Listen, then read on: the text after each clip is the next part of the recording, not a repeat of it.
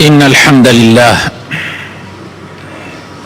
نحمده ونستعينه ونستغفره ونستهديه ونعوذ بالله من شرور أنفسنا ومن سيئات أعمالنا.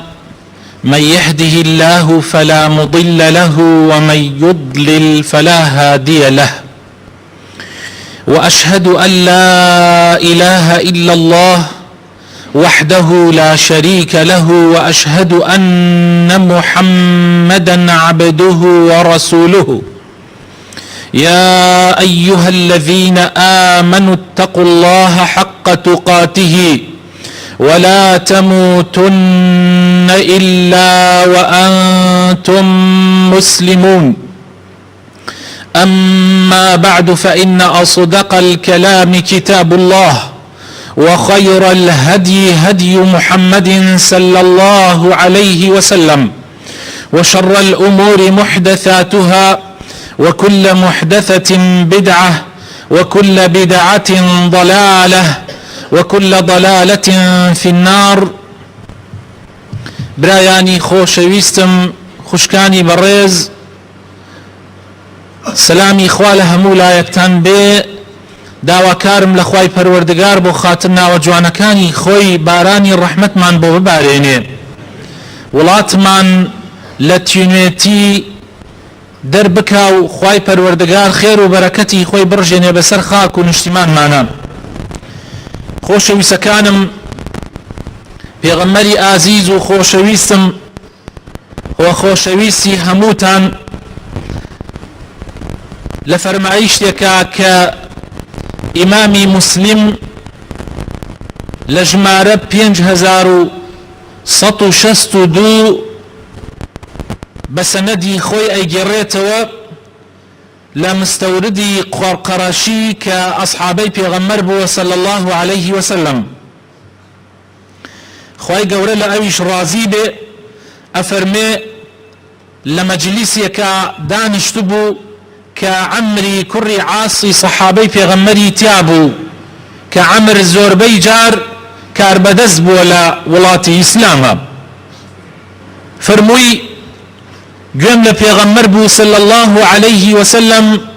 فەرمووی تقوم الساعة والروم أكثر الناس. فەرمووی کە قیامەت هەڵەسێ، ڕۆم لە هەموو خەڵکی زۆرترن لەسەر زەویە. کاتێک قیامەت هەڵەسێ، ڕۆم لە هەموو خەڵکی زۆرترن لەسەر زەویە. ڕۆمیش مەبەست پێی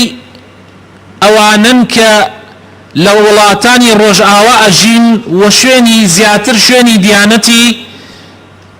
مەسیحی کەوتون، نەسڕانین، ئەگەر چی ئێستا لایان داوە لە ڕێبازەکەی مەسیح عەلەیه السەلام، بەڵام لە ئەسڵا شوێنی ئەو کەوتون و بەناوی ئەوەوە ناویانراوە. ئێمە پیان دەڵێن نەسڕانیەکان ئەوان لە هەموو خەڵکی زۆرترن کاتێک کە قیامەت هەڵەسێ. کاتێک پێغەمبەر صلی الله عليه وسلم ئەم فەرمایشتەی فەرمووە، وا نەبووە دیارە، ئەوان لە هەموو خەڵکی زۆرتر نەبوون. بەڵام یەکێک لە موعجزەکانی پێغەمبەرە صلی الله عليه وسلم کەوا ئێستا ئێمە نزیکین لە کۆتا زەمان و نزیکین لە قیامەتەوە، ئەبینین بالفعل ئەوان ئەمڕۆ لە هەموو خەڵکی زۆرترن. ئەوان ئەمڕۆ لە هەموو خەڵکی زۆرترن. جا عەمری کوڕی عاس دانیشت بوو لەو مەجلیسە، بەو سەحابەیە فەرمووی ئەبصر ما تەقول. فەرمووی ئاگات لە خۆت بێت چی ئەڵێی، یعنی تۆ شتێک ئەڵێی شتەکە زۆر گەورەیە. ئایا تەئکیدی کە پێغەمبەر صلی الله عليه وسلم وای فەرمووە، قال المستورد أقول ما سمعت من رسول الله صلى الله عليه وسلم. من شتێک ئەڵێم کە خۆم گوێم لێ بووە پێغەمبەر فەرموویەتی، زۆر بە دڵنیاییەوە فەرمایشتی پێغەمبەرتان بۆ ئەگەڕمەوە. جا عەمری کوڕی عاسیش خوای لێ ڕازی بێ فەرمایشتێکی زۆر گرنگە فەرمێ و زۆر پێویستە ئێمە تیاڕامان بکەین لە فەرمایشتەکەیە. فرمووی لئن قلت ذلك إن فيهم لخصالا أربعة. فرموي ما دام توالي وأفرمي لبيغمر وبيستوما صلى الله عليه وسلم ديار بيقومان أو بوشوار صفتي قرنق أقريت وكلا أو قوم يا هي بويا أوان أبن بزوريني خلق بويا دصلاتي شان أكيوت سرح مو دصلاتا كان بويا أمرو أمريكا زالة بسر دنيايا بويا بريطانيا زالة بويا فرنسا زالة بويا أوان زوريني خلقين لبر أويك شوار صفات أنتيايا لأصلا صفات إيمان داران ومسلمانانا لأصلا جوانترين صفات كان كبيويس لهمو مسلمانيك هبه بلان بداخوا لأمتي محمد صلى الله عليه وسلم أو صفاتنا زور كذا لتاك كان هيا بلان لكو ملقايا بكمي أي بيني بلان لناو أوان صفتك زال لكو ملقاك يانا بويا أوان أبن با زوريني خلقي لبيش قيامت صفات كان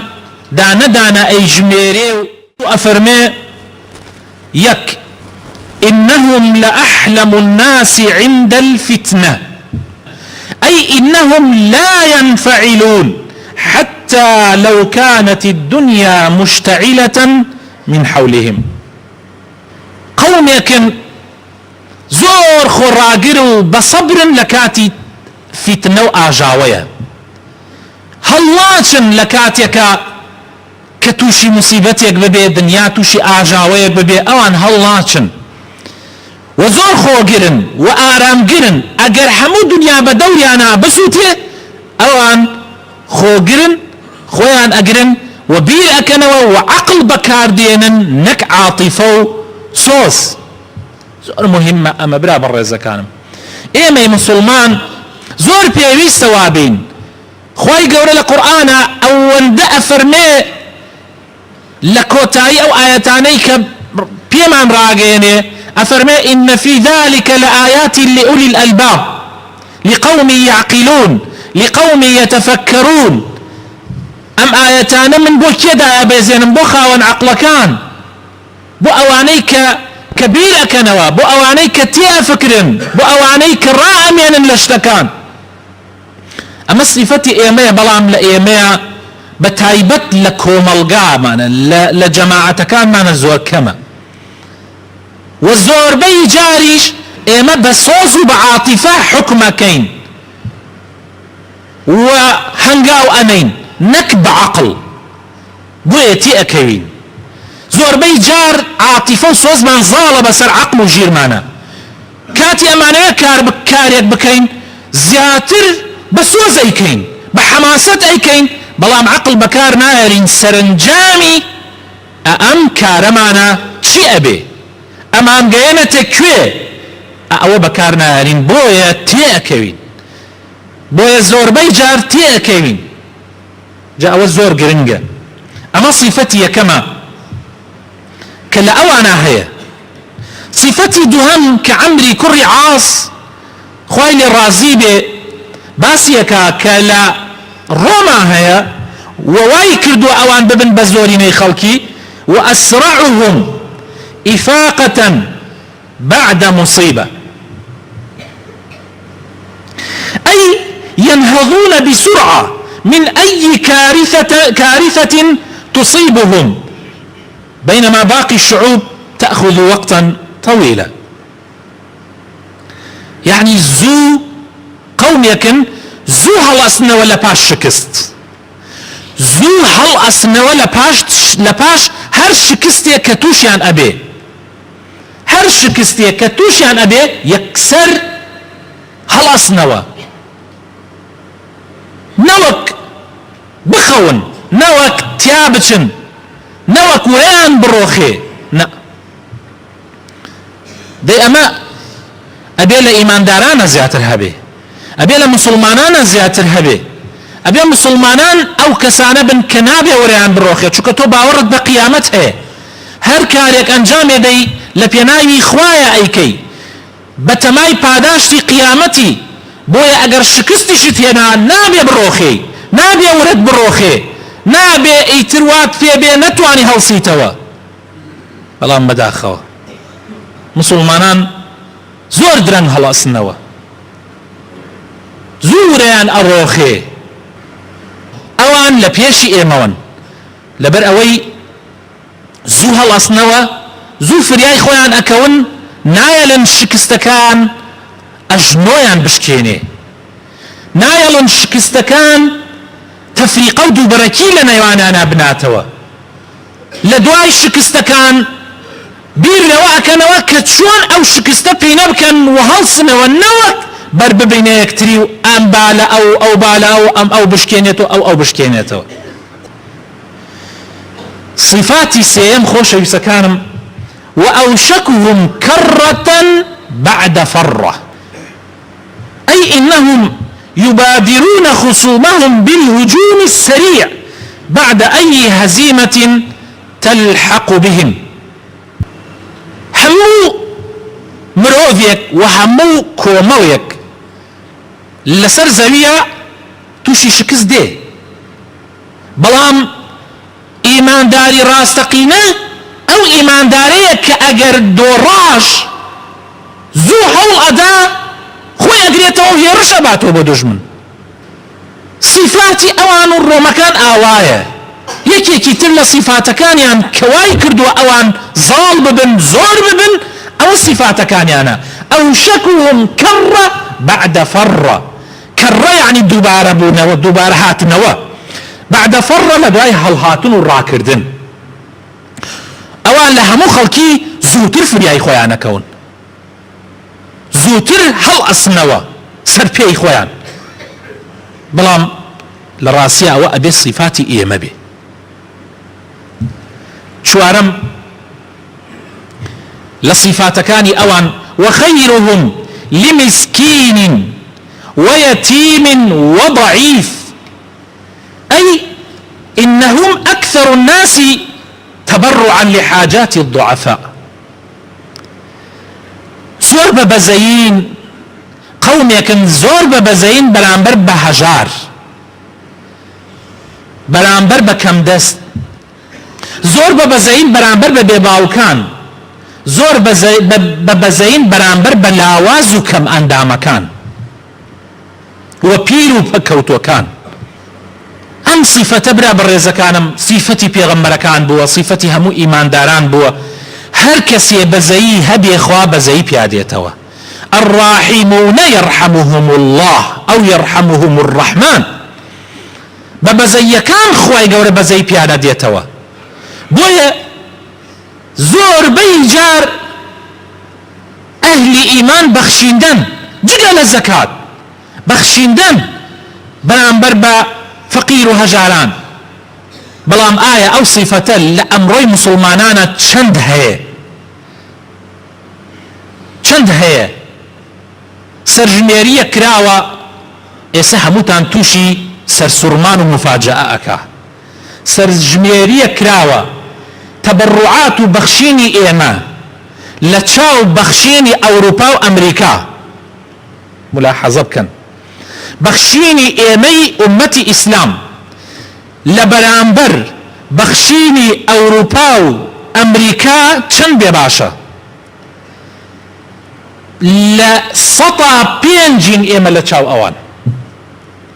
لە 105 ئێمە لە چاو ئەوان. ببینن ئیتر چۆن ئەوان نابن بە زۆرینەی خەڵک، ئیتر چۆن ئەوان خەڵکێکی زۆر شوێنیان ناکەوێ. هەموو ئەفریقیا ئێستا ئەوان تیایان و ئەچنە دەمی خەڵکەوە، مستەشفا یارمەتیدان و دەعمێکی زۆری ئەوانەشەکەن کە خەریکی ئەو کارانن. بەڵام ئێمە تاک و تەرا بانخوازێک یا دەوڵەمەنێک ڕوئەکاتە وڵاتێکی تر کە پەکی کەوت بێ یارمەتی ئەدا. تاک و تەرامان ئەگینا وەکو دەوڵەت، دەوڵەتەکانمان زۆربەی سیاسەت حکمێکە. ئەمڕۆ دەوڵەتە دەوڵەمەنەکان بە تایبەتی وڵاتانی خەلیج سیاسەت حکمێکە. بالسياسة بآرزوي تنا شخص كان كابرا آرزو كان يخوي شون بي حكمك وبخشينا كان شيء أبي أوابي أولاته هموي مقدراتي أولاته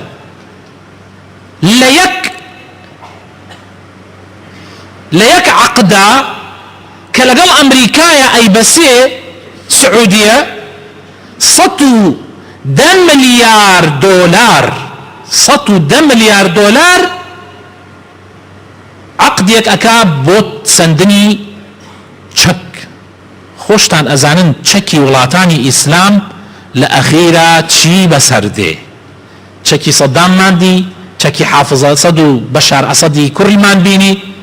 تشكي قذافي مان بيني لأخيرا أو تشكا أجر نبيت سوتمنيو أجر نبيت غنيمة ودسكوتي دجمنان بكار ديبو كشتني ملتك اي خوي بكار ديبو كشتني ملتك اي خوي 110 مليار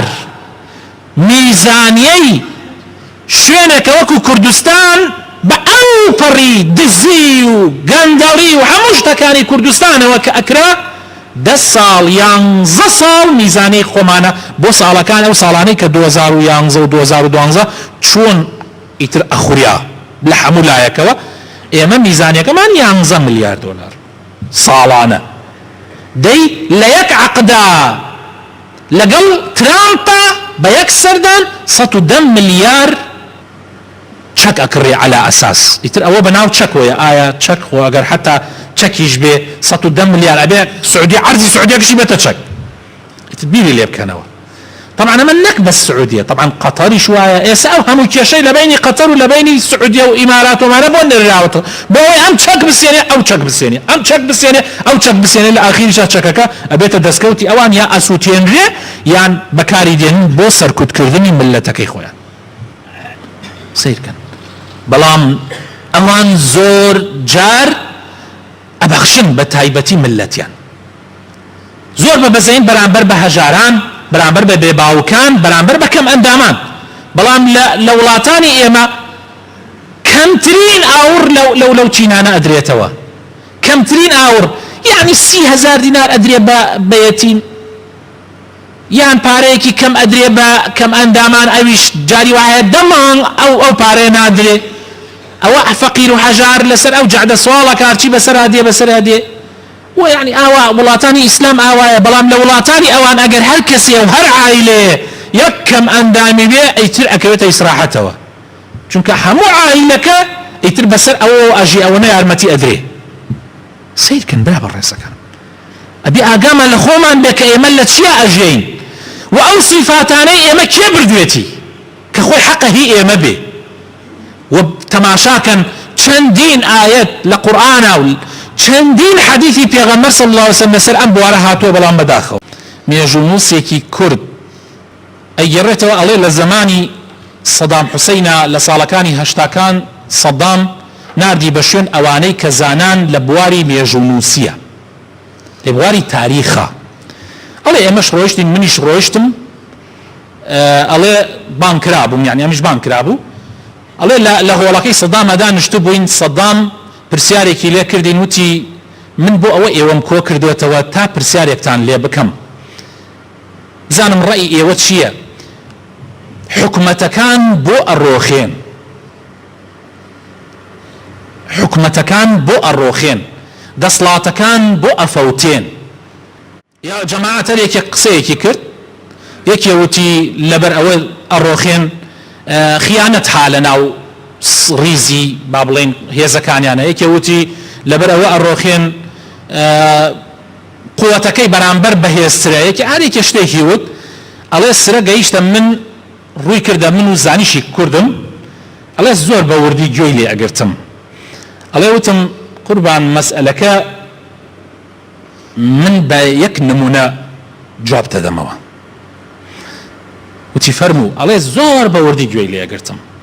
ئەڵێ وتم لە سەردەمی تاتار و مەغولە هاتن بەغایان داگیر کرد طبعا تاتار و مەغول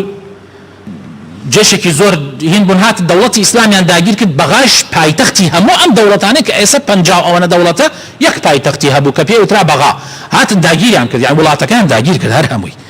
کە هاتن بەغایان داگیر کرد لە ژێر زەمینەکانە خەزیێنەیەکی زۆر لەناو قەسری کاربەدەستەکانی ئەو کاتە پارەیەک و ئاڵتون و گەوهەر و مجەوهەراتێکی زۆریان دەرهێنا ئەڵێ قائیدی جێشەکە سەیری کرد و ئاوا سەرێ لە قامتی وەڵاهی زۆر سەیرە ئەی خۆ ئەم هەموو پارە و پولە ئەم هەموو خەزیێنەیە ئەگەر بدرایە بە ملەت و بدرایە بە سەربازەکان سەدەها ساڵی تر ئێمە نەمانەتوانی بگەینە ئەیرە بەڵام کێشە ئەوەیە ئەمان خڕێکن لە پاشان خۆشیان نایبن ملەتیش بە برسێتی ئەمێنێتەوە بۆیە ملت تااقەتی شەڕی نامێنێت تااقەتی بەرامبەری دژمنی نامێنێت لەبەرەوە ئەستەکە کۆمەڵێک ئەیخۆن و کۆمەڵێکی لە خوار و تااقەتیان نامێنێت بەڵام ئەگەر دادپەروەری لە نێوانی خەڵکا بێ ئیتر ئەو کاتە هەموو کەسێک ئەم وڵاتە بەهی خۆی ئەزانێ و دیفاعی لێکا و خوێنی خۆی لە پێناویان ئەڕێژێ ئەڵێ وتی قسەکە زۆر جوانە بەڕاستی ئەمە قسێ و ئەمە جێی خۆیەتی پاشان عەمری کوڕی عاسە فەرمێ وخامسة حسنة جميلة ئەمجا شتێکی تریشم یاد کەوتەوە کە پێنجەم دەنکیانە کە زۆر مهمە و گرنگە تەماشاکەن حتا بەم شێوە وەسفێکە ئەڵێ حسنة جميلة وأمنعهم من ظلم الملوك أي إنهم لا يسمحون لملوكهم أن يستمدوا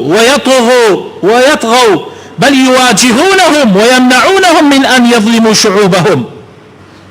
قوم يكن بينجم صفتيان نايلن ملكة كانوا باشا كانوا كاربدست كان ستميان ليبكا مجال نادن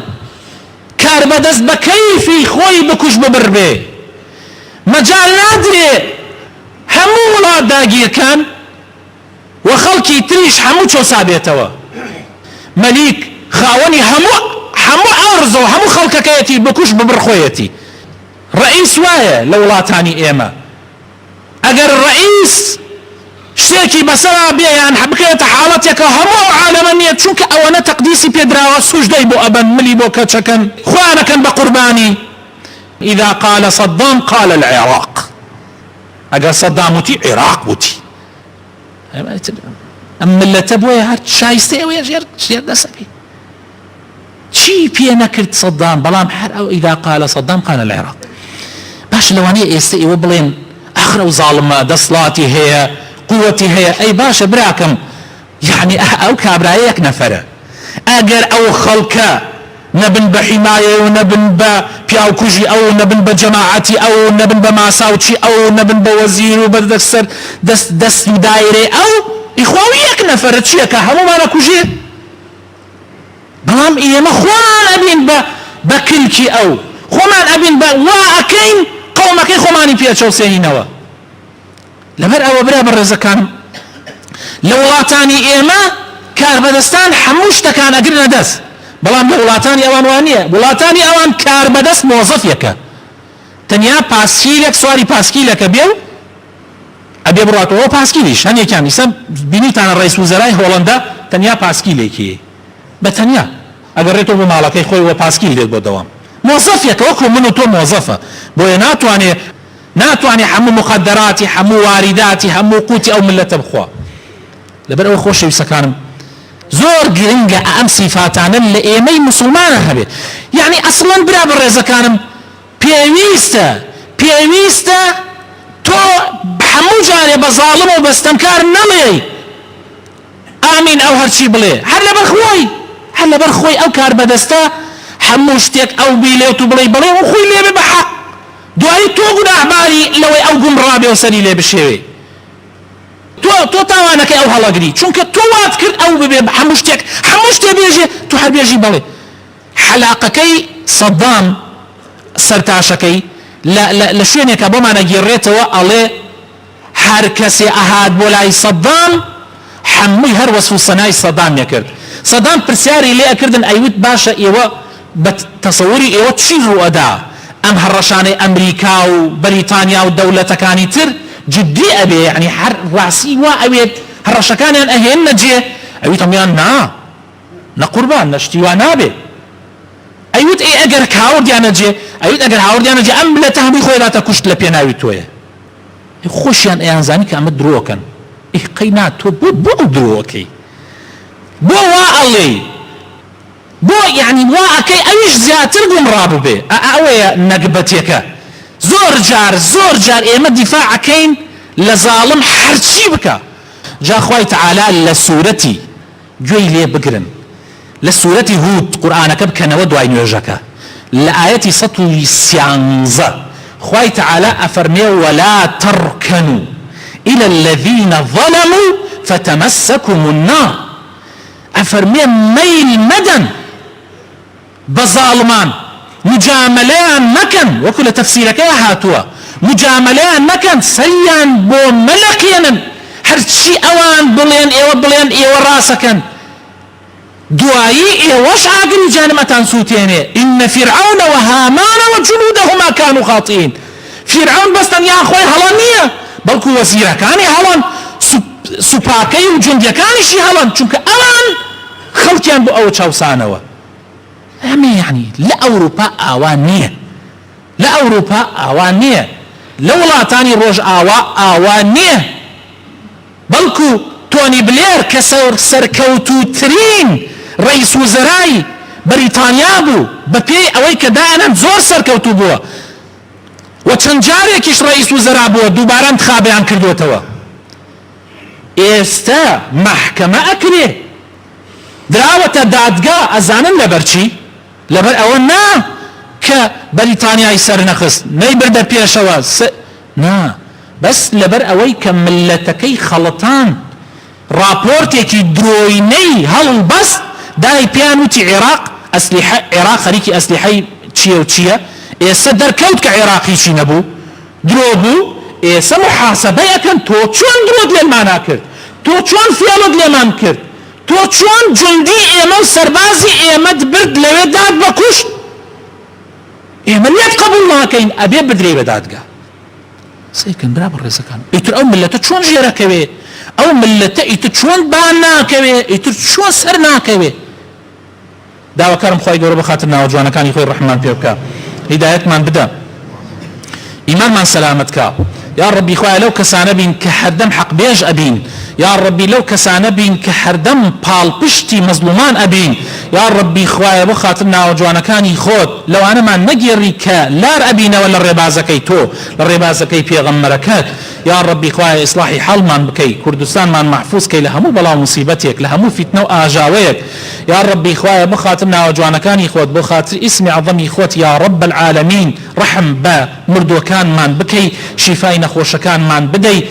يراوكان من درباز بكي بتايبتي اوانيك داواي دعاي خيريان لكردين يا ربي خويا رحم با گنج جوانكان من بكي جياني هاو سرايتي باكو خاوينيان بنصيب بكي يا ربي خوايا بو خاتمنا وجوانكان يخود اواني فقير وهجاران اواني بباوكن اواني كلاواز وكم اندام خوايا بزيد بيانا بيتوا يا ربي خوايا بو خاتمنا وجوانكان يخود بو خاطر اسمي عظم يخود لباش همو شكستيك لباش او شكستيشي بسر معنا هاتو يا رمتي من بدي زهل سينوا يا ربي خوايا كردستان من سر بخي يا ربي خوايا نيلي دسي هيج ظالميك بسر امولاتي ايما مسلط ببي يا رب العالمين آمين آمين